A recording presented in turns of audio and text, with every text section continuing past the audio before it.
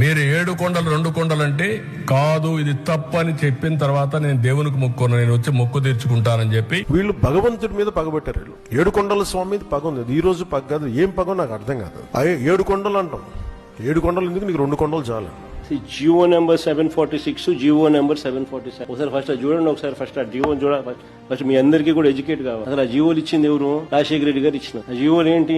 టీటీడీని 7 కొండలుగా గుర్తించింది రాజశేఖర రెడ్డి గారు నాన్న. టీటీడీ పరిధిని 350 కిలోమీటర్లకు పెంచింది నాయన. అన్య మత ప్రార్థనలు టీటీడీలోనూ మిగిలిన ఒక 19 గుడుల దగ్గర జరగకుండా కట్టడి చేస్తూ జియోలు ఇచ్చింది కూడా నాయనే, వైఎస్ఆర్. చంద్రబాబు నాయుడు గారు అప్పట్లో బీజేపీతో లేడు, ముస్లిం ఓట్స్ తో పనిపడింది, క్రిస్టియన్ ఓట్స్ తో పనిపడింది. అప్పుడు ఇదే చంద్రబాబు నాయుడు గారు ఏమన్నా 2009లో 746 జియో 747 జియో వైఎస్ఆర్ గారు ఇచ్చినారు, మేము వచ్చినా క్యాన్సిల్ చేస్తామన్నాడు. ఇది హిస్టరీ. ఆ వీడియో రికార్డ్ ప్లే చేయి మా చంద్రబాబు నాయుడు అన్న మాటలు.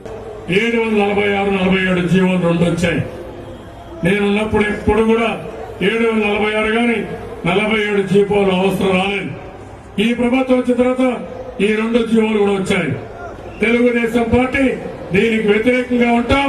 రేపు అధికారంకి వస్తానే ఈ 2 జీవోలు కూడా తీసేస్తామని చెప్పి కూడా నేను మీ అందరికి హామీ ఇస్తున్నాను.